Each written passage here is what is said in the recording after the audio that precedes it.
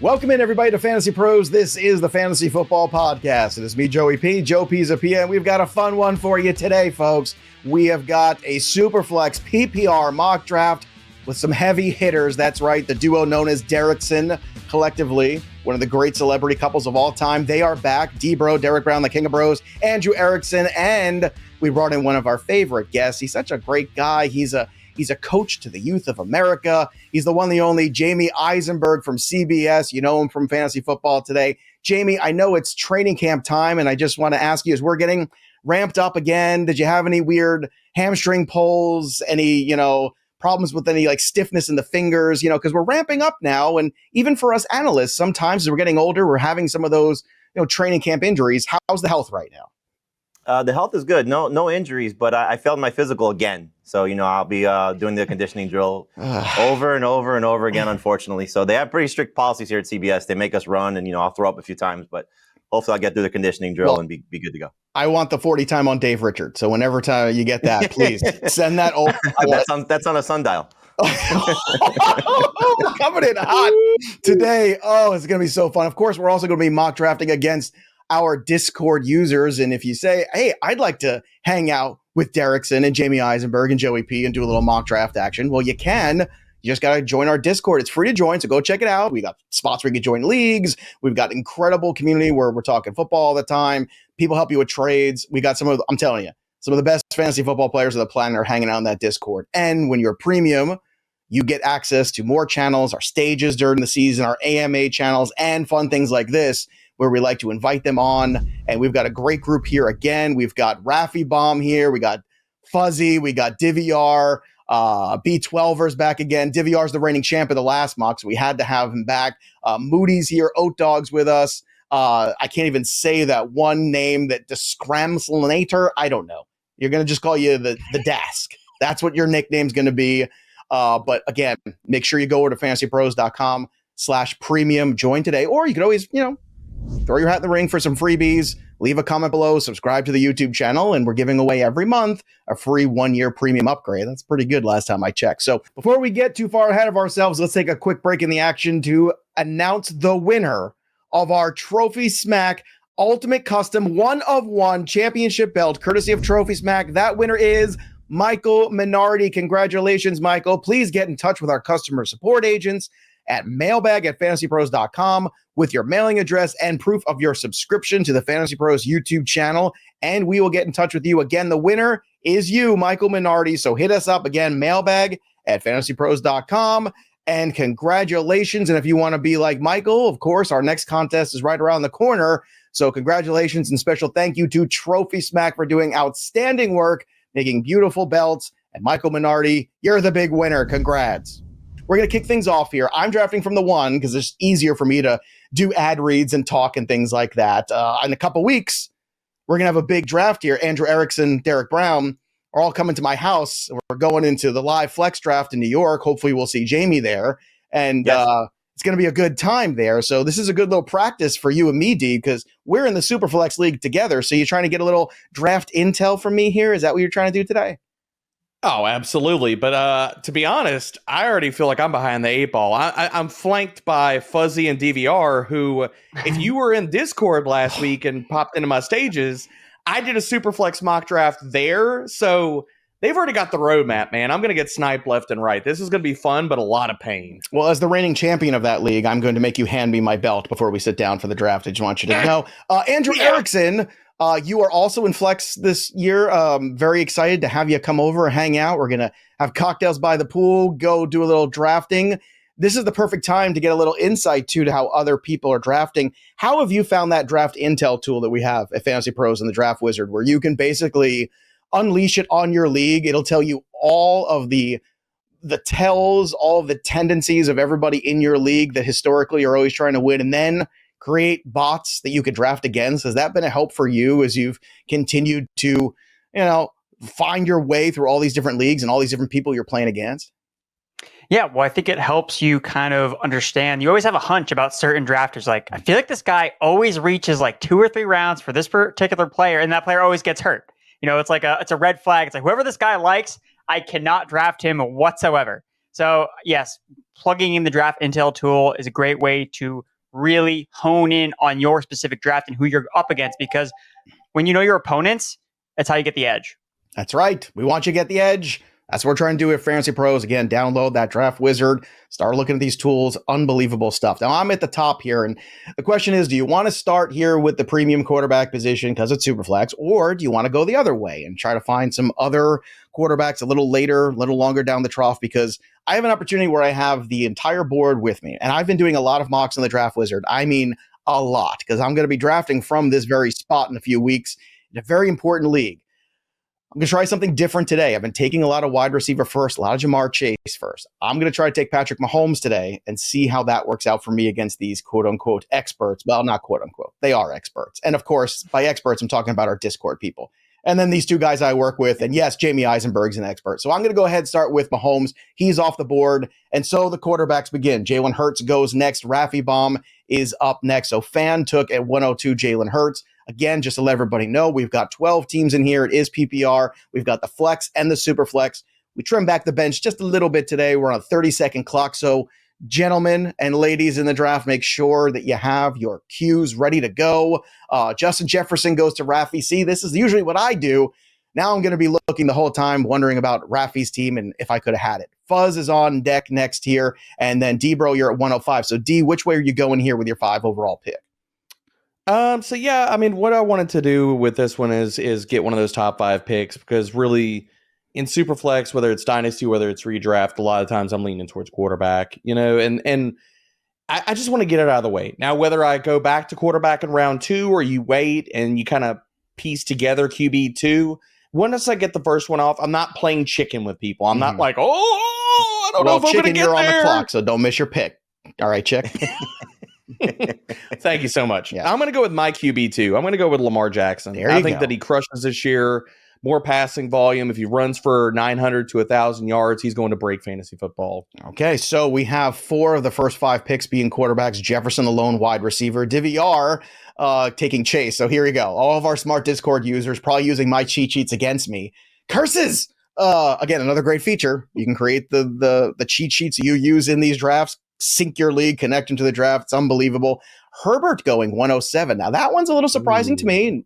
It's super flex, but still. Andrew Erickson, this puts you in a unique position. CMC on the board, Eckler on the board, Kelsey on the board. As far as quarterbacks go, we got a few of those guys. Joe Burrow, the biggest one, but you went with Super Pod Energy, by the way. Great team name today. You went with Justin Fields. Let's talk about it. Why Fields over Burrow? Because he's a mobile quarterback. I don't think it needs to be that more complicated. People talk about Fields and how he doesn't have a floor because of the passing, but it's the rushing that's giving him a floor. Like, that's why he's good in fantasy. That's why he was better than Tom Brady last year. Tom Brady threw the ball more than everybody, and it didn't matter because he didn't have a rushing floor. So Fields, the passing concerns are if he passes so badly, then he gets benched. Like, that's the concern. But I don't think that's going to happen. So for me, I think that he has a higher ceiling with the rushing, and I think an expanded passing game with the weapons they've added for him to be a better quarterback in fantasy than Joe Burrow. Don't say floor too many times around Jamey, because he's been having the floors redone in his house for like the last month. He can't walk anywhere. It's a huge disaster. Jamey, you also went quarterback at your spot here. As quarterbacks were flying off the board, the pick at 110 was Trevor Lawrence. Was that reactionary to how you felt the quarterback board was falling to you? Or was Lawrence, in your opinion, a very viable first-round selection in a Superflex this year? He's the last one for me. He's the last guy I think that should go in the first round. Now, you can make a case, obviously, for Anthony Richardson, but clearly there's some, pitfalls there with him. And, is he going to start from week 1? How successful will he be as a passer? He has, I think, as we heard, there's a chance he could break fantasy as well. Yes. If he throws to a pretty successful level on top of what he's able to do as a rusher. But I think we got to see, is he going to earn the job from week 1? So I think if this was a 1 quarterback league and we were talking about the run on quarterbacks later, I would probably take Richardson over Lawrence just based on upside.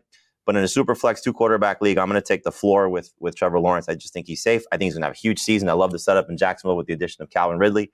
So I'm excited about Trevor Lawrence. I think he's a first round pick in this format. And it says a lot, too, that you weren't willing to risk it coming back around because you're at the 10 spots. So you could have played chicken a little bit, as we were talking about earlier, and taken a McCaffrey or an Eckler or Barkley or one of those kind of guys. And guess what? Those are all the guys that went. So McCaffrey at 111. Then at the turn, Oat Dog selects Austin Eckler and Barkley. Lord Voldemort, he who should not be named, selected McCaffrey with their first pick. And then on the way back in 202, again, I can't even, there's so many consonants by a vowel. I'm not even sure who that is at 202. We decided to name their team that. I can't pronounce it. Take it easy on me. I mean, I'm like doing 5,000 sports and things here. Can you just have a normal name in the draft? That's all I ask. But anyway, Cooper Kupp goes at 202. Phenomenal value. Speaking of value, 203, Jamey Eisenberg picked up a wide receiver as well. A little bit of extracurricular questions going on with a little altercation. But Jamey, you felt pretty comfortable with Tyreek Hill as your second rounder. I mean, anybody that guarantees 2,000 yards delivers, right? He's not going to fail on that Every promise. time. Look, it's a great setup. I think as long as Tua stays healthy, he has a chance to be, top 3 conversation at the position. But we saw last year, even when Tua was out, he was the one guy that sort of survived the backups there. And I think Mike White, despite the fact that Teddy Bridgewater unfortunately got hurt, but Mike White, I think, is a little bit more secure backup right now than what they were dealing with Skylar Thompson when he was, taking over for Tua with the concussion. So the system is great. Obviously, Tyreek, proved that he can survive without Patrick Mahomes and play at an ultra high level. And so for me, he's in that top 4 conversation at the position. When you start 3 wide receivers, even though it might be a better situation to go with 2 quarterbacks in this format, I'm going to take my chance with Tyreek Hill in the second round. Okay, let's see how the draft continues to unfold. After Hill, we have Bijan Robinson going 204 to Moody. Then, Andrew Erickson, you selected Travis Kelce with your next pick. Let's hear why. I just really like the value of Travis Kelce here. I think that sometimes these skill players get lost with the run on quarterbacks. That's what people are trying to push up the board because of the format. And, I mean, getting Travis Kelce in the middle of the second round, like that sounds like a steal to me. And I find myself not really drafting a lot of Travis Kelce in one quarterback leagues because he always goes so high. But here in the middle of the second round, I think it's really good value. Okay, good value, Travis Kelce. It's a heck of a way to start a team there. You've got a lot of upside. Okay, after you select Kelce at 206, Nick Chubb goes off the board. A.J. Brown, again, if DVR is not using the Joe Pisapia cheat sheet, I don't know who is. So that's the next pick. And then, of course, we had the King of Bros select Tony Pollard. No surprise there. Tell all the people why you love Tony Pollard for the 500th time. Go ahead, D. I mean, talk about good values. I mean, my RB1 overall, yeah, I'll take him right here. Considering that we still don't have another back sign in Dallas, don't think that's going to happen. We'll see. But the skill set is all world, baby. I mean, I'm just drafting Austin Eckler 2.0 at a discount. Okay, Austin Eckler 2.0. Do you fear if they bring somebody else in? Obviously, Zeke would be the most likely one. Like, what would that do? How far would he get knocked down for you? I would keep him top 5. He'd probably be somewhere in the RB4, RB5 range because still I would project him to be the lead back there. And with a 50% opportunity share, I mean, he was a top 10 back last year, push that to 60, 65%. And I still put him in that range. Okay, after Tony Pollard goes, stay away, Zeke, by the way. Stay away. Yes, I think we can all write a Dear Ezekiel Elliott from all of us, please go find another hobby. There's something else for you to do. We had Stephon Diggs go next, then Deshaun Watson, another QB off the board at 210. I wanted Stevenson to not make it back to me, so I got a little tough one there from Fan, but I went CeeDee Lamb and Garrett Wilson with my back-to-back picks, so I'm starting off here with Mahomes, Lamb, Wilson. I like the way that's setting up here. We have Amon-Ra St. Brown going next, then Jonathan Taylor at the 303 as we turn things around for the third round. Devontae Adams goes next. Jamey, question for you on Devontae Adams. We had a lot of discussions lately about players we were fading. This is one of them for me with the uncertainty of the health of Jimmy Garoppolo. I know you're coming up on a pick soon, but is Adams at his current ADP someone you're fading as well, or do you think he's being faded too much and he becomes an actual value? No, I'm pretty much out on him as well. I think you look at the setup. First off, he's hit that age range where you got to be concerned. Turning 30. The quarterback situation is definitely a question. It's obviously positive that Garoppolo avoided the PUP list, but I agree with you, Joe. I don't know exactly the health of where he's going to be at. Is he close to 100%? I think you look at just this feeling of this team in general, taking a step back. Clearly, the rest of the division got better. I think the Raiders got worse. And so the fact that he's disgruntled already, his age, his quarterback questions, I think there's going to be some sort of not necessarily a huge downward spiral for him, but I think he goes from a guy that was in the upper elite to that next tier. And I think if he's being drafted accordingly, which is probably somewhere in the middle to the end of round 2, that's fine. But I still think you see him go some cases back into round 1, early round 2. To me, that's a little bit too soon. All right, I'll let Jamey make his pick here. He's on the clock. Andrew Erickson, by the way, you're on notice. When you turn 30, we start devaluing you. All right, continuing on here after Adams goes, Mark Andrews at 305 to Debro. Debro, let's talk about Mark Andrews, another tight end that you have said over and over. If you give me Andrews at any discount, you're taking him. And that's, by golly, what you did here today. Oh, yeah. I mean, really, this comes down, and I've laid out my tight end strategy. It's either go with Kelsey, Andrews, or Waller, or just totally punt the position. And I know these Discord subs very, very well, as well as Andrew Erickson. I'm not fighting the Darren Waller fight on this show. I'm not doing it, people. So I'll go with Mark Andrews. I know that I'm stacking in with Lamar Jackson. To me, in best ball, fine, you want to do that. Redraft, I'm not against it. If that would have fallen, I'm not going to aggressively go with him. But yeah, I'll take Mark Andrews here. Onesie position, falling down the board, and a guy that can match Travis Kelce for production this year. Yeah, I'm in on it. Okay, so after Andrews, Josh Jacobs goes off the board at 306. 307 is Waddle. And then Chris Olave going to you, Andrew Erickson, one of my favorite guys. You must feel pretty good about this selection, yes? Yeah, I feel good about it. I wanted Waddle, but he went right before my pick. But I think Chris Olave is a good consolation prize, especially in the full PPR. Now, I'm not like the biggest Derek Carr fan, but I think that Olave at worst is still going to be the number one receiver on the Saints. They play in a dome. So I'm confident about him after a very efficient rookie season. Efficient indeed, and certainly an upgrade at quarterback. T. Higgins at 309.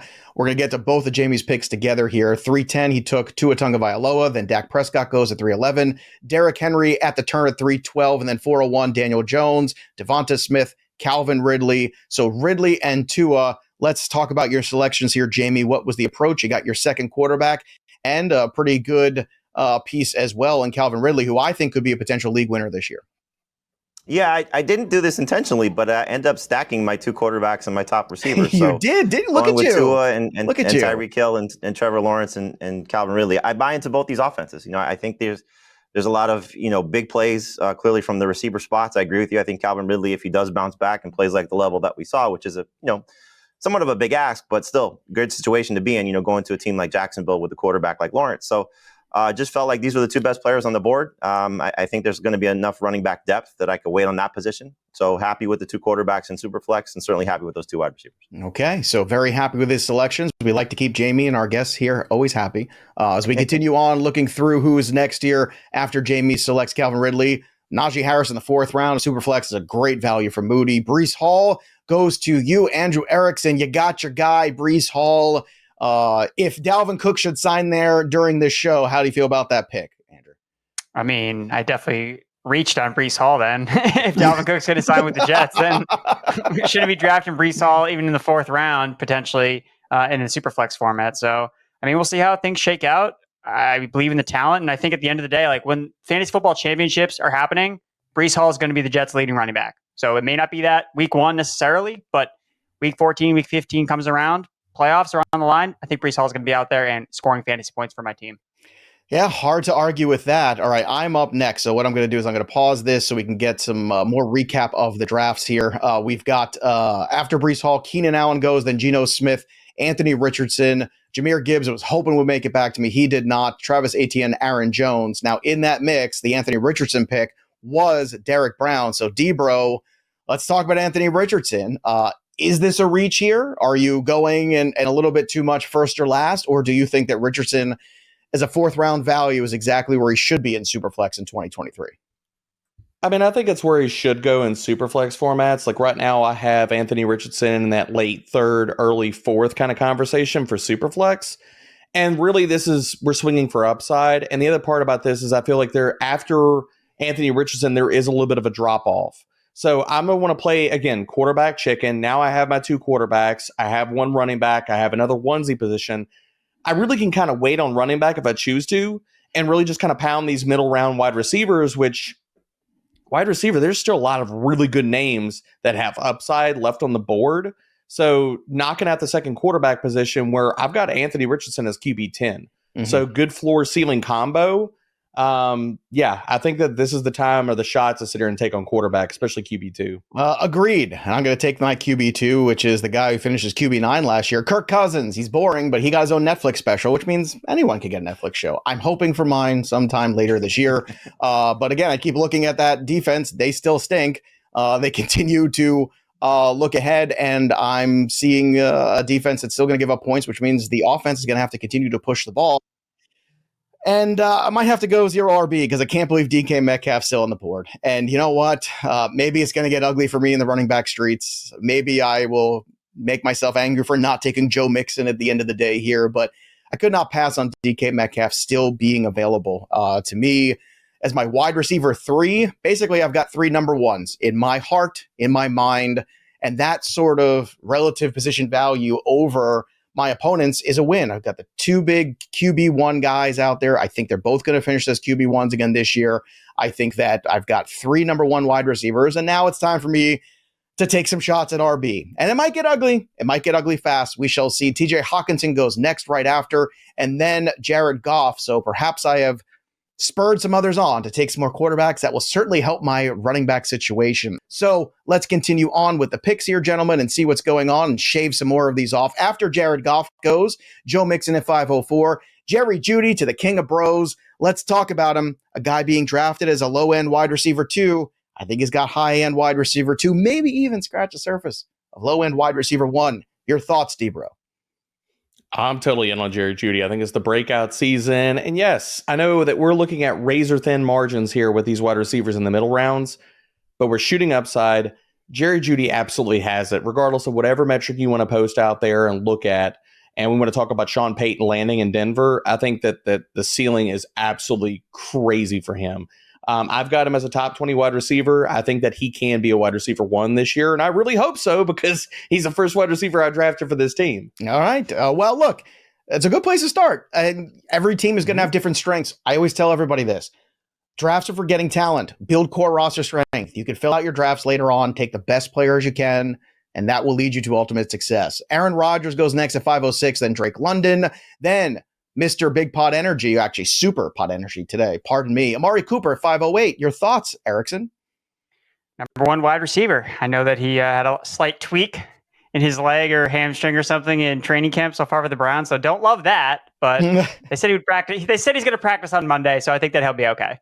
Okay, he's thinking he's going to be okay. Let's continue on with the rest of the picks here. So after you went Amari Cooper, Chris Godwin, Christian Watson, Deebo Samuel, DJ Moore. Now in this mix, Jamie, you took Christian Watson. That was your selection at the 5'10". I'm fairly confident about Jordan Love this year making enough use of Christian Watson for him to go in this range. Obviously, you must have felt the same making this selection. The big playmaking ability is there. The question is the consistency. Do you think you're going to see enough consistency out of Watson to like this pick?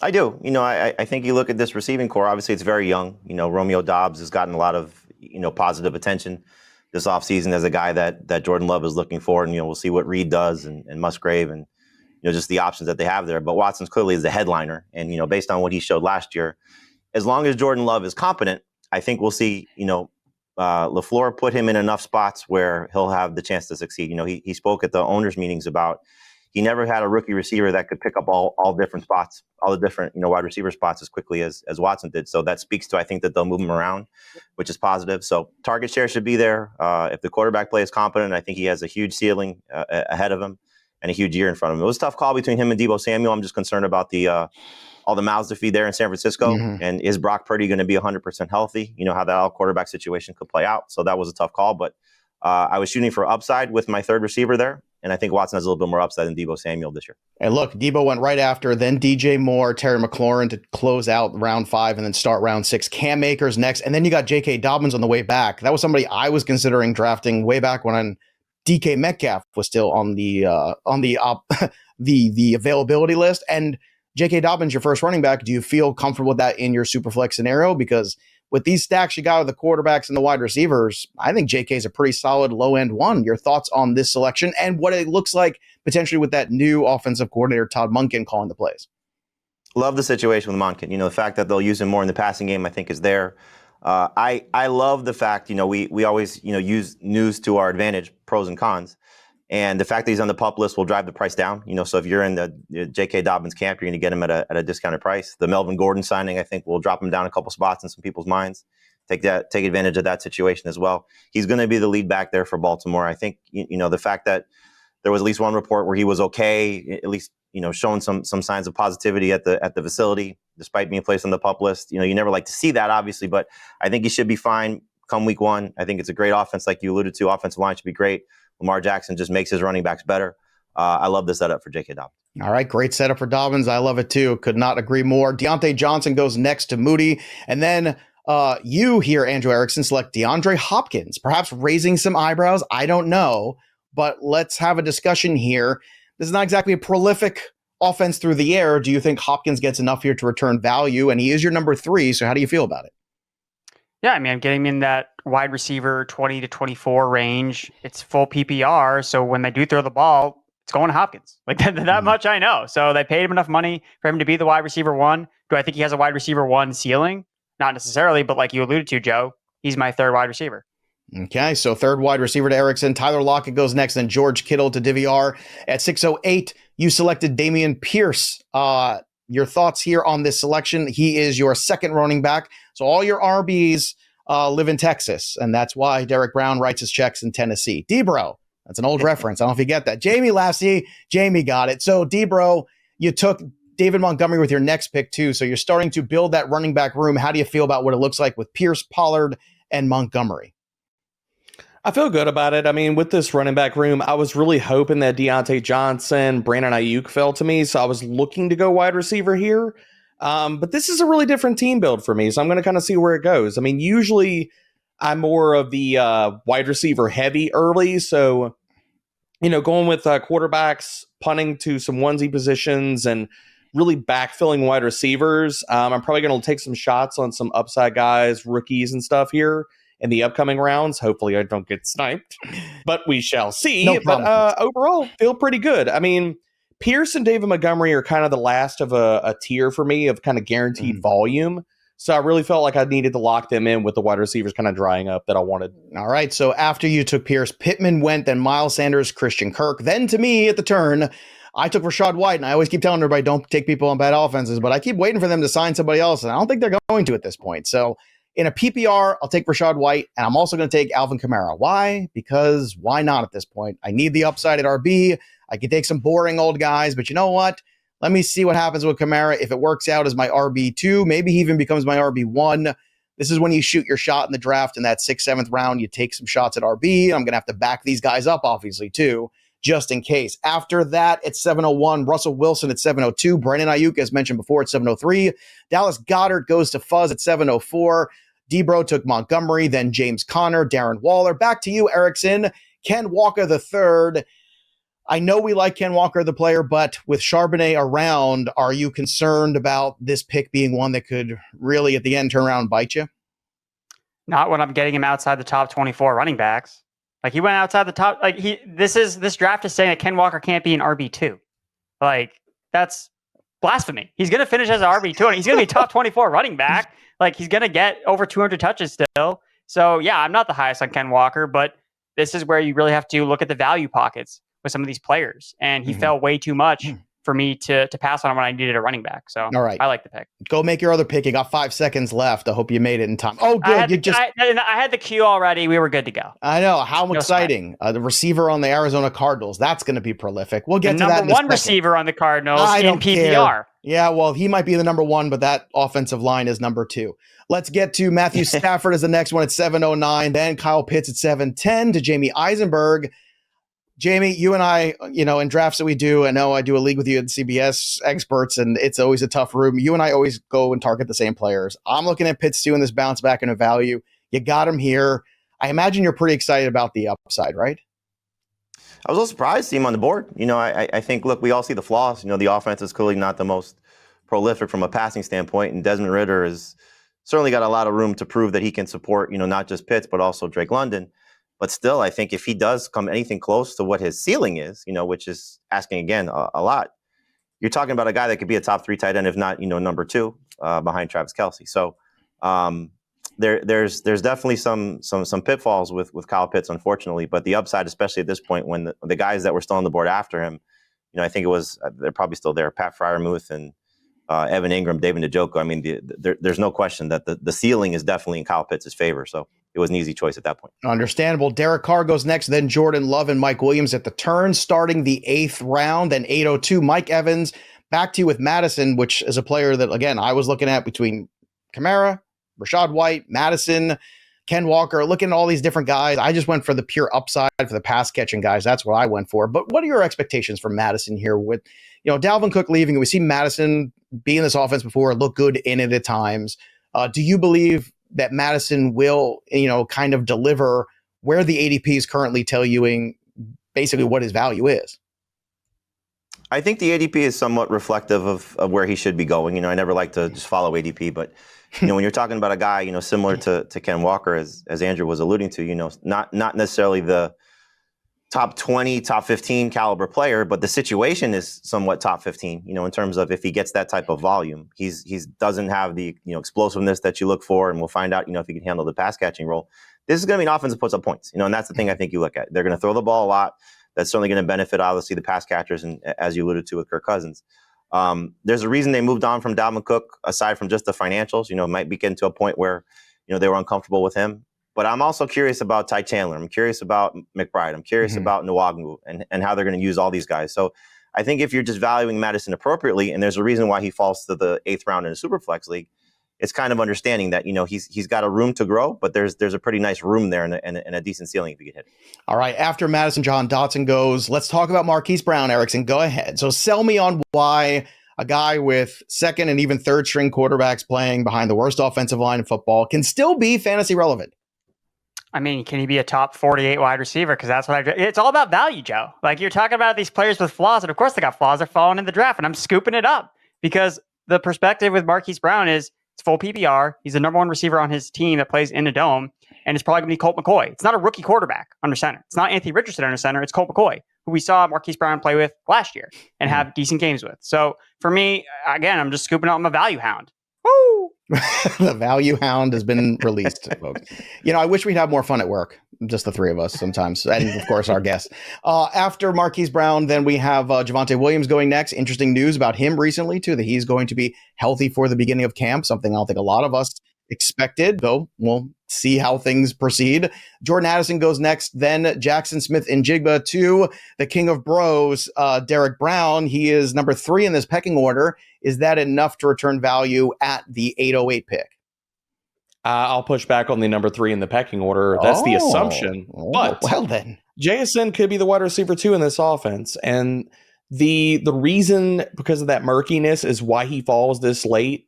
But we always talk about the ranges of what happens to players, and we do this with running backs and stuff. JSN is one injury away to DK Metcalf or Tyler Lockett, or just showing that he has the talent to be the wide receiver 2 in this offense immediately from being a wide receiver 2 weekly. So I'll take the upside shot on him. After you select Njigba, Cortland Sutton goes, then DeAndre Swift, Dalvin Cook to the fan, and then I have 2 picks in a row. I'm going to take some of my guys. So Isaiah Pacheco says, I'm good. Joe. I'm good. I'm ready to go. Put me in, coach. Don't worry about no shoulder surgeries or any of that issues. Pacheco's a tough kid, man. He's fast. He's starting to show you could be the guy. I know CH is there. I know Jerick McKinnon came back, but I'm still putting the money on Pacheco as the third RB. I can handle that. Zay Flowers is my next pick, too, because I think Zay Flowers is going to be the guy here. So I stole your wide receiver. You could have taken him, and you and Lamar Jackson and Zay Flowers, Derek Brown could have had a beautiful season together, but no, he's on my team. Get to the back of the line. Also, Rashad Bateman. I'm so happy that I took Flowers before Bateman went because I wanted to make a statement about that. Enough for Rashad Bateman. I've had it. It's over. It's done. He's never on the field. Zay Flowers is that dude. Love that guy. After that, we have Treylon Burks going. Quentin Johnston goes right before Derek Brown. That's got to be a knife in the heart, Derek. Can you recover? I'm going to let you think about your pick. And in the meantime, if you're thinking about going out there and having some fun this summer, besides the YouTube channel of Fantasy Pros, which I know is where you get most of your fun from, go check out Game Time because they've got tickets for everything. And they're the fastest growing ticket app in the United States. You can get great deals on baseball games, on football games later in the fall, band stuff, you got concerts, comedians, everything. It's all there. All you got to do is download the Game Time app. And we're talking about some of the huge summer concerts that are going on this time of year. Download the app, use the promo code Fantasy Pros. You get $20 off your first purchase. We all know with the ticket app, sometimes you're always looking to save, and that is a great way. So use the promo code Fantasy Pros, download the Game Time app, put it in Fantasy Pros, one word, $20 off, and that's it. It's pretty easy. So go outside, have some fun, do something before football starts. And Jamey Eisenberg knows this. Once September rolls around, you won't see us outside very often. Last minute tickets, lowest prices, guaranteed. That's the Game Time app. Let's continue on with the picks, gentlemen. As we go through, go ahead, D-Bro, talk about your selection of Brandon Cooks to go along with this wide receiving core of Jerry Jeudy and JSN. It's more just pain because I wanted QJ. That was going to be my pick. Thank you, Fuzzy, for delivering the pain hammer. Always Fuzzy is your kryptonite. Fuzzy's the best. He is. Yeah, we keep it in the family. It's my adopted son, but still not too happy about that. But I will take the volume with Brandon Cooks. Is he the most exciting pick? No, but he is far from washed. We can pencil him into 110 plus targets in this Dallas Cowboys offense. And looking at that, yeah, I'll take that as my wide receiver 3 because I think there's easily a chance where he could be a wide receiver 2 this year. Okay, looking on after Cooks, Antonio Gibson at 906, Kenny Pickett at 907 to B12er. Andrew Erickson, you took James Cook as you continue to build out your running back room. I've heard some people saying it's Damian Harris's backfield. One of those people was Andrew Erickson, but you selected James Cook here. So tell me why. Well, again, playing into the format, it's full PPR. So I think that James Cook, if he has a pass catching role, which he showed a little bit last year, there's again behind Stephon Diggs. Who are these really established pass catchers in Buffalo's offense? Gabe Davis, and he's not a volume receiver. So I think that there's a role where James Cook could have a decent target share. And we just got news today about Nyheim Hines. Like I was kind of hesitant on James Cook because I was like, Nyheim Hines is like the team is paying him a lot of money. Like he's going to play. Yeah. But that's no longer the case. Like he's not going to play. So I was on the clock. So I had a mental lapse. But, never apologize for making your pick or saying I love you. Those are things you never apologize without Nyheim Hines anymore in the equation, I think that raises James Cook's floor substantially. Like that basically locks him into all the receiving from this backfield where it's Damian Harris and Latavius Murray kind of duking out for that early down role, goal line role potentially on the Bills offense. Pat Fryermuth goes next at 909. Jamey, you took Gabe Davis at 910. A trendy pick last year, fallen off year over year in terms of the fantasy community's love for him. Why the love for him here at 910 with some other guys like Pickens and Juju and Kadarius who went after on the board? Well, I mean, aside from Kadarius, but we know the situation there. You're tying yourself to the quarterback, and to tie yourself to Josh Allen. Nothing's changed for Gabe Davis. It's the same conversation that we had last year. He struggled, obviously, and I think when you start to dig into it, the ankle injury that forced him out of week 2, and then he kind of rushed back. I think, you hear some beat writers saying that he might have come back too soon. Then you have Josh Allen's elbow injury, and that sort of changed how this passing game looked. They didn't add anything of significance at the wide receiver spot this offseason. Clearly, Dalton Kincaid is going to change some of the things that they do. But as Andrew just alluded to, the target share should still be there for Gabe Davis. And he's the type of guy that can win you some weeks. And so when we were drafting him last year, we were drafting him as almost a wide receiver 2, mostly wide receiver 3. He was going, at least on our side, as the 60th overall pick. Now you're talking about a round 10 pick, round 9 pick. It's just an easy, buy the dip. So I think it's just one of those guys where if he struggles, I should be able to replace him because he's not, again, somebody that's a guaranteed starter for me. Right now he's my flex, my 4th receiver. I'll always take the chance on upside in those type of spots. Makes a lot of sense to me. Okay, as we continue on here, I'm going to go make my selection. Erickson, let's talk about your selection, A.J. Dillon, then we'll get everybody caught up. Go ahead. So, again, I'm trying to find some running backs later in the draft that I think have RB1 upside. And how many guys are built like A.J. Dillon?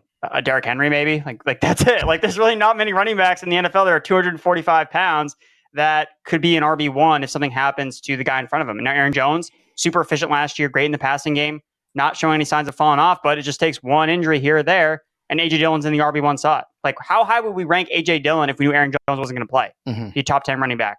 So there's not a lot of guys that fit that profile this late in the draft, which is why I like going to Dillon, who the team has shown over the last 2 seasons, he has the red zone role. Like, that's his role. So if the Packers offense is average or above average with Jordan Love, I think A.J. Dillon's going to benefit a lot from it. I can't argue with that. Continuing on here, like I said, recapping the picks, Gabe Davis, then George Pickens, Kadarius Toney, and Juju at the turn. Starting the 10th round, then Bryce Young. Jamey took another quarterback in Ryan Tannehill. We'll get to Jamey's recap of that in a second. Rashad Penny goes off the board. Moody, very sly selection there. I like Penny, especially in this value at the 10th. As you spoke before, Erickson, you took A.J. Dillon. Then Sky Moore goes off the board to B12er. DVR selects Kyler Murray. Then, Debro, one of my favorite dart throws, Jameson Williams. Let's talk about that selection here. Yeah, I mean, right now, looking at trying to build out this wide receiver room, I think looking at these late shots, it's really just who could be massively outperform their ADP. And JMO is one of those guys. Like when he comes back from suspension, he could be a weekly low-end wide receiver 2, high-end 3 with a lot of ceiling. And really, I got sniped here. I was in between Jameson Williams and Sky Moore with the Kadarius Toney news, and so he got pumped up. So I was sad to miss out on Sky, but I'll happily take Jameson Williams here as my wide receiver 4. Okay, so Williams is the 4 here. So in 6 weeks, you can cash in on that. Garoppolo goes, then Elijah Moore. I was so close. My 2 picks, Rafi skunked me, and then so did Fan. I want Elijah Moore and Evan Ingram. I got neither. They both went before me, so I just took more running backs. Zach Charbonnet and Damian Harris, because I am going to be Andrew Erickson's worst nightmare. When Charbonnet takes over for Ken Walker or Walker gets hurt, and then it turns out Damian Harris is the guy, not James Cook. I can hear the trade proposals coming now. But look, in all honesty, this is something I like to do in the Superflex. Hit the quarterback early, build up that wide receiver room. And as you can see, look, Erickson took A.J. Dillon. You had Alexander Madison go late to Jamey. You had Damian Pierce go in the 6th round to Derek Brown. I took Rashad White, Isaiah Pacheco, Alvin Kamara, Zach Charbonnet, Damian Harris. Build depth because they're not going to all stay healthy anyway. Play your matchups and you can get by that way. And usually running back is the one thing on the waiver wire you can always find again. So I feel good building this room. We'll see what's left at tight end when it comes back around to me. I ain't feeling good about it. Samaje Perine goes next at 11:02. Then Dalton Schultz to Rafi at 11:03. CJ Stroud to the Fuzz at 11:04. You took Brock Purdy. I was considering this selection. It's all about the health. It seems like reports are good. I don't know why I can't get comfortable with it, but Derek Brown, you were as your 3rd quarterback selected. So talk about Brock Purdy and what you think you could see in a full season from him in 2023. I mean, we saw it last year. He's going to be, as long as he's healthy, somewhere in that low-end QB1, probably mid QB2 conversation. And as my QB3, the quarterback market is just rapidly drying up as far as guys that we think either have the starting job sewn up or should be the favorite. Obviously, as long as his arm still works and is functional, he's going to be the starter for the 49ers. The team has told us this. Kyle Shanahan has said this over and over and over and over. And as if I had Brock Purdy as my QB2, I would feel a little bit squeamish. But QB3, yeah, let's take the shot. Okay, taking the shot. Derek Brown is after that. DVR selects Eli Mitchell. Then Sam Howell goes another QB off the board. We'll see what he's able to do. I find myself in a lot of Superflex, especially the deeper ones, taking shots on the Taylor Heineke's and taking shots on the Jacoby Brissett's and those very deep leagues because I feel like those guys are going to start some games. If they cover your buys, that's going to be pretty good. Nico Collins to you. Big pot energy. How do you feel about this selection? I like it. I like the full PPR. Nico Collins should be the number 1 receiver for the Houston Texans if it's not Dalton Schultz. Mm-hmm. So getting him this late as a depth piece when you can start up to 4 wide receivers potentially, depending on how I'm feeling with my 2nd quarterback, I like the pick. Okay, and your next quarterback selected was Mac Jones at 12:05, straight out of my queue. So touche, Erickson. I see what you did there. So you're taking shots at me. Look, do you believe it's just as simple as you get somebody who is actually capable of calling plays and understanding offense, that Mac Jones makes a rebound after last year's pitiful showing of that whole offense? 100%. We saw this already play out with Trevor Lawrence. Like, what do we need to be convinced? Like, you can argue, okay, Lawrence was a better prospect than Mac Jones. Mac Jones was still a 1st-round pick. Like, we saw Mac Jones as a rookie be better than Trevor Lawrence. So I don't understand why everyone's like, well, it's going to be Bailey Zappi. He's going to push him for the job. It's not happening. Not happening. Mac Jones is going to be the starter every single week of the Patriots season unless he gets hurt. Okay, every single week. You heard it there first. Oh, man, like tight end did not go my way, folks. Everybody went that I thought was going to go off there. I predicted it. I knew it was going to happen. While I'm making my picks, why don't you announce your pick here, Jamey Eisenberg, and let's get a breakdown on that player because I'm searching the board now. I need a minute. My last one? Your last one, yeah. Or your last one. Whatever you want to do there for the folks here. My last 2 were Khalil Herbert and Michael Thomas. And Herbert is somebody that's obviously very intriguing. The Bears' backfield right now is wide open. I'm really excited about Roschon Johnson, but Herbert I think is going to get the first crack at it, and we'll see if he takes advantage of it. Obviously, had some positive moments when Montgomery has missed time. Michael Thomas is the first time that I drafted him, but we're talking about a 5th receiver here, and we know 10 games played over the last 3 seasons, it's very tough to trust him. But if he is healthy by any stretch, should outperform this draft slot. And so, again, just taking a flyer at this point in the draft where the receiver market's kind of dried up a little bit.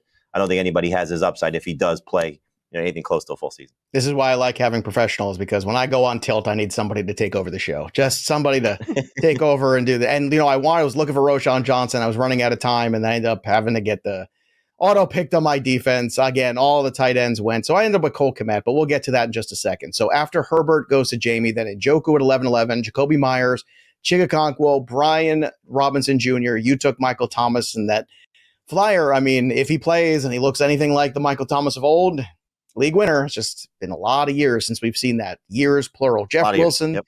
Then Mac Jones at 12:05, Dulcich at 12:06, Odell Beckham at 12:07. Interesting value there. King of Bros, you took Rondale Moore at 12:08. So all the Arizona Cardinals wide receivers going to Derrickson here. All the shares. D-Bro, let's hear about Rondale Moore. I like volume. We all like volume. And when Rondale Moore, during the 7 full games that he played last year, 22% target share, and he was performing as a wide receiver 3 in fantasy. So PPR format, Cardinals can be as bad as they want to be, and they're still going to have to throw the ball. And we've already seen what this looks like as Rondale Moore is the wide receiver 2 in that offense. We know what that happens, or what that's going to look like. He's going to be a wide receiver 2 or wide receiver 3 or 4. And in PPR, yeah, I'll happily sit here and draft him at this point. Okay, so Rondale Moore goes, then Jerick McKinnon, Trey Lance, Lazard was another guy I had in the queue. He went right before. So again, the queue just got obliterated right before it got to me. Cole Kmet is the tight end I end up with. Maybe this will finally be the year. It would be nice because I love the talent. But again, I have concerns about how things have gone for me. I ended up taking the Cowboys defense because I couldn't find Roschon in time. He went next to the fan. Dalton Kincaid goes at 13:03. Then Jamal Williams, Jaylen Warren. Now, D-Bro, you've talked a lot about Jaylen Warren. It's the first time I feel like we've been in the draft where we actually selected him. For those who have not heard yet, why is Warren an interesting late round pick? Because you look at every single efficiency metric last year and he dusted Najee Harris. And I think he's going to have a standalone role in this backfield. We have numerous weeks where we saw him performing as an RB3, a flex-worthy player. And if anything happens to Najee, again, Pittsburgh loves to sit here and lean on one guy. So I think that Jaylen Warren has the talent and the skill set that he showed last year.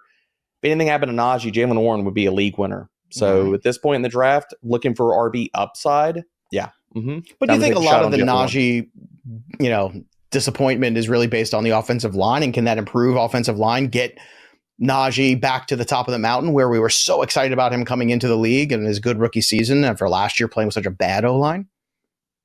I think he can get him back up the hill. Now, I don't know about to the top of the mountain, because even with the improved offensive line, Najee Harris, yes, the tackle breaking metrics are okay, but he is not an explosive runner.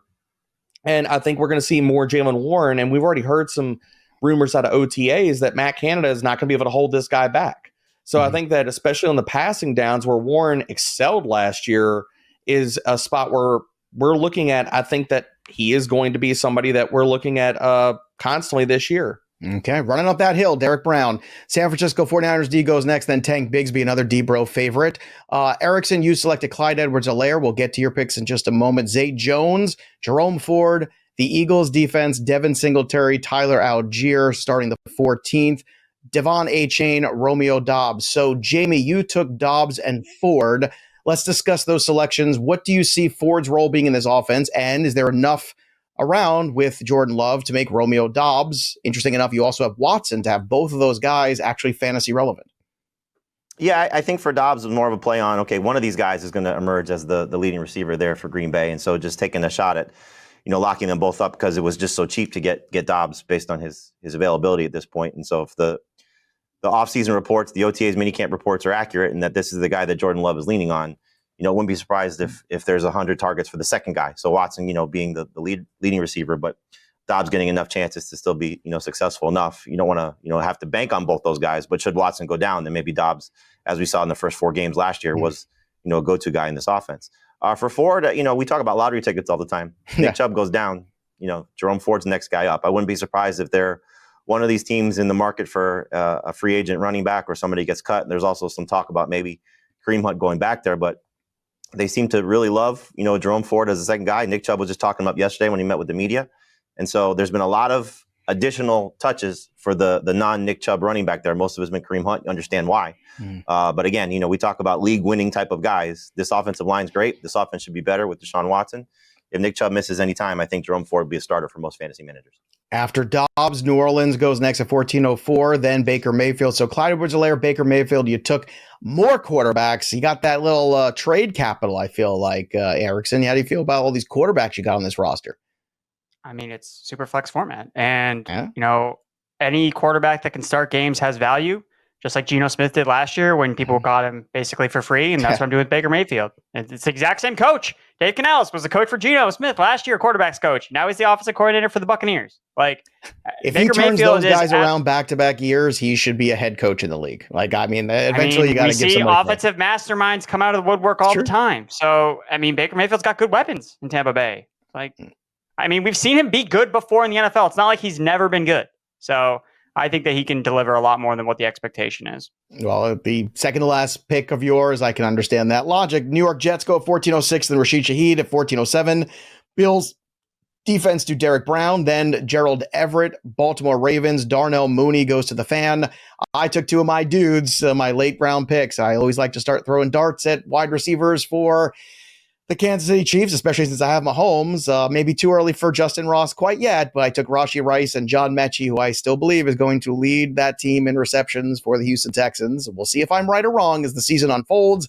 Patriots defense at 1502, Kendre Miller at 1503. The Chiefs D, Derek Brown took Jacoby Brissett, exactly what we were talking about before. Hedging. DVR, Richie James Jr. D, let me ask you real quick about Brissett. As we know, Erickson took the Broncos D. Jamey selects the Commanders. Brissett, Howell, who's the starter week one in your opinion? I think if he's given a free shake or a fair shake, let me get my words right here. Too. Fair shakes are free, right. The free shake, that's where it's at. Especially chocolate, vanilla, any of those, just free. Cookies and cream, baby. There you go. But if Jacoby really gets a fair shot at this job, he can beat out Sam Howell. Jacoby Brissett played extremely well last year, top 12, top 15, and multiple efficiency metrics that we care about. And again, I think that this is a Commanders team, especially with the sale going through of the team and a new owner. This is a team fighting for their jobs as far as whether it's quarterback, head coach, everybody. So they're going to go with the guy that can win them games. Maybe that's Sam Howell, but I'm willing to bet that it's not. Well, whoever it is or isn't, Ron Rivera doesn't have a lot of time to figure it out. I think he's on the hot seat, which is unfortunate because he's a great guy, great coach, but you got to win eventually in this league or you're not going to stick around. All right, the grades are in. Here we go. Let's see who has to go to summer school. I got a B-, so I'm going to get to go on vacation. It's nice. Projected standings wise, I'll take it. It's exactly what I thought. I know it would get hammered here in a couple of these because I reached for a few guys. Tight end got away from me. But all that matters is, did I beat Jamey Eisenberg? And the answer is yes. That's it. Now I can hold this over him when I see him in a couple weeks, and he won't care at all, I can guarantee. Jamey, it's okay. The draft wizard you did better than our last guest, Brett Coleman, who got an F. We haven't seen that. And an F. He actually failed the draft. We told him, we set him up with a whole tutor. It's going to be fun. We gave him a draft wizard. We gave him some premium tools to help get him better. But the winner today is the Fan at the top, 1586. Congratulations, Fan. You did it. The he who should not be named, Das Gramlinger. I can't even say it. I don't even understand it. Finished second. Of course they did. And look at you two. Number 3 and number 4. Andrew Erickson with the bragging rights over Derek Brown. Let's see who liked our team. Well, the hot take, according to the draft wizard, is Joe Pisapia liked my team more than anybody else. And I feel good about that. That's something that I feel warm and fuzzy about. Looking at some of the other folks who did not like my team, my good friend Scott Bogman gave me a thumbs down. Andrew Erickson on the expert opinions. Who liked you? Who didn't like your draft? Derek Brown, I'm calling you out because you don't like my draft. And even though I beat you. So I a little sore loser much? Sore loser much? I want this thrown out there. This needs an expert review, okay? The fact that you got above me, I call it there's shenanigans here. Well, the fun is you can draft against all of us. You can set it to draft against the Fantasy Pros. You could set your draft wizard simulator to draft against the composite experts, all these different opportunities. If you're doing best ball, you could set it to do different best ball ADPs. There's so many ways now with the draft wizard to really make sure that you're getting the best workout for your draft muscles. And that's why I love it. So like right now we're being graded on the three of us. I set it up to grade us based on our rankings. So take it up with yourself, Derek Brown, if you're behind Andrew Erickson at the end of the day. Jamey Eisenberg, tell me, who was some of the experts that possibly liked your draft? What did the draft wizard tell you should have done where you didn't do? Tell me where to look. I will tell you. In the summary up at the top, you can click and it'll tell you some Expert of the opinion. what ifs. It'll give you expert opinions for give you the thumbs up and thumbs down. It gives you the projected standings, your position ranks overall against the league. Like I have a great defense. My quarterback says I'm 8th. I don't know why. I've got Cousins and Derek Brown and Patrick Mahomes. Derek Brown at quarterback, never. But Jamey, how did the experts feel about your draft? My bench is first, so obviously I did a good job later than I did in the draft. My wide receivers are third, and my Superflex is third. But my running backs, I think, is where the biggest issue is. 12th in terms of running backs, and 12th in terms of starters. So obviously going with the J.K. Dobbins, Alexander Madison pairing at the running back spot did not go well with the experts here. I don't know. I like it. And I really like the wide receiver group you put together. These are, like I said, this is why I hate being in real drafts with you in real world. And I know I'm in several this year again, and it's always the same. I can always count on you, Adam Ronis, a couple people that will always take the guy straight out of my queue. Jamey, you ended up with Lawrence, J.K. Dobbins, Madison, then Tyreek Hill, Calvin Ridley, Christian Watson, and Kyle Pitts. A really good setup. Then you went Gabe Davis, Tua Tagovailoa, the Commanders D, Ryan Tannehill, Michael Thomas, Herbert, Dobbs, Ford. How do you feel about this roster now that you're looking back at it? Yeah, I'm happy with it. Obviously, there'll be some big weeks, some spike weeks when the Jaguars and Dolphins are putting up big numbers, and when those teams struggle, hopefully be few and far between. This fantasy roster will not be so great, but that's what happens when you end up stacking. Again, it wasn't something that was intentional. I think that's usually a better best ball type of move, but in redraft leagues it can work, and if these teams are doing well, especially if the Dolphins get a healthy Tua Tagovailoa, I felt pretty good about this roster. You said something very profound, and you just kind of threw it in there earlier when we were drafting, and I just want to bring it up again. Jamey said the words, I don't really care about ADP. I love that, because if you're doing the homework, you get the guys that you think are going to be the guys. ADP is polling. ADP is a consensus. ADP is what the general feel is. It doesn't make it true. It doesn't make it exact. It's a starting point. Do the work. Listen to the pods. Listen to guys like Jamey, read his work too. And then, all the stuff over here at FantasyPros. Get your own opinions and then get your guys. That's what I did. And of course, I got lesser grade for it, but it's all about the end game. Debro, let's look at your end game here and your team. Lamar Jackson, Tony Pollard. That's a sexy start. Dameon Pierce, Jerry Jeudy, Jackson Smith and Jigba, Brandon Cooks, Mark Andrews at the tight end position. Whenever you go early tight end, that wide receiving core always takes a hit. David Montgomery, Richardson. Then you have the Buffalo defense, Brock Purdy on the bench with Williams, nice upside there. Rondell Moore, Jalen Warren, Jacoby Brissett. Your thoughts here, and who liked your draft and who hated it? There was a few wide receivers that, looking at how I built this team, I wish would have fallen to me. But again, I feel like I backfilled the wide receiver room pretty well. I gave myself a 98, so again, that's all that I'm matters. winning. Yeah. Nick Bodeford gave me a 91. I've got problems with Mr. Alex Caruso, who gave me a 60. But he's such a nice guy, though. I like this team. I really do. I think looking at some of the other options in the draft wizards and stuff, I love going to the pick analysis, and especially when you're running these mocks and stuff like that, and you're like, if I would have done this differently, what would have happened? And restarting the draft from that point. I mean, I might disagree, because right now the draft wizard's telling me if I would have gone Kenny Pickett and Isaiah Hodgins over Brandon Cooks and Jacoby Brissett, I would have had 170 points increase to my team score, which is true, unless Brissett wins the starter job. So again, early times doing these mocks, but this is what you want to be playing around with in these Superflex formats and how your team builds go. And I don't know if anybody has the answer about who is going to be in New York. Is it going to be Paris Campbell? Is it going to be Hodgins again, like he ends down the stretch? So many questions there. For you, real quick, let's do your team as well. Andrew Erickson, Justin Fields, Breece Hall, Ken Walker, Chris Olave, Amari Cooper, DeAndre Hopkins, Travis Kelce. You did pretty well here, kiddo. I think this is a good team. Marquise Brown, I'll let that one pass. Then you had Mac Jones. Fourth place team. I know. Denver Broncos, Baker Mayfield, James Cook, Nico Collins, A.J. Dillon, Clyde Edwards-Helaire.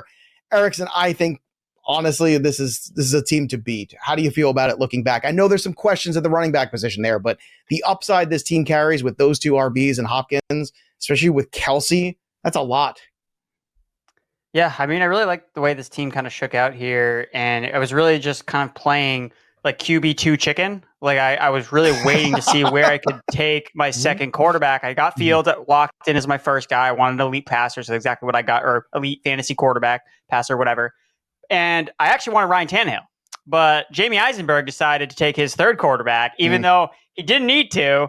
And he sniped me. And I was like, I thought I was thinking ahead. I was like, I looking behind everyone that was drafting after me. I was like, they all have two quarterbacks. I can let Tannehill slide a little bit more. But Jamie's too good. So he took Ryan Tannehill. I think if I didn't have Tua, I just had to make sure I had a third one to cover myself, just in case those concussion issues come up. If you take Tua in the Superflex, it's a fantastic point. I think you have to prioritize that third quarterback a little bit higher on the trough because it's a risk-reward thing. Great point there, Jamie. Real quick before we wrap things up, for me, Patrick Mahomes at the top. He's pretty good at football. Then I've got Rashad White and Alvin Kamara as my running backs, but I dare you to find a better wide receiving core of CeeDee Lamb, Garrett Wilson, DK Metcalf. Let's go. Zay Flowers there in the flex spot with Cole Kmet at tight end. Kirk Cousins is the super flex QB. Cowboys D, then all the running backs. Pacheco, Harris, Charbonnet, Rashee Rice, John Mechie. I want to hear from all of you. Who do you think had the best draft here? And why is it? Probably, I think Andrew's draft was pretty good. I don't like giving Andrew a lot of credit, but I like Andrew's. Geez. I like mine too. But what do the people on YouTube say? Drop the comments below. Be kind. Be reasonable. Let us know who won the draft. And remember, when you subscribe to our YouTube channel, you get a chance to win a 1-year free premium upgrade to all the best tools on the planet to help you win all your leagues. I want to thank the sponsors today, too. Don't forget about Game Time, the Game Time app. Enter the promo code FantasyPros. Get $20 off your first order. And also, I love Jamey Eisenberg, one of my favorite people in the industry, one of the great minds out there, and one of the great shows to check out all their amazing work on CBS. Follow him on the Twitter machine at Jamey Eisenberg, and follow these two guys too, D-Bro and of course Andrew Erickson. That'll do it for us, but the story of the game goes on. We'll see you next time, kids.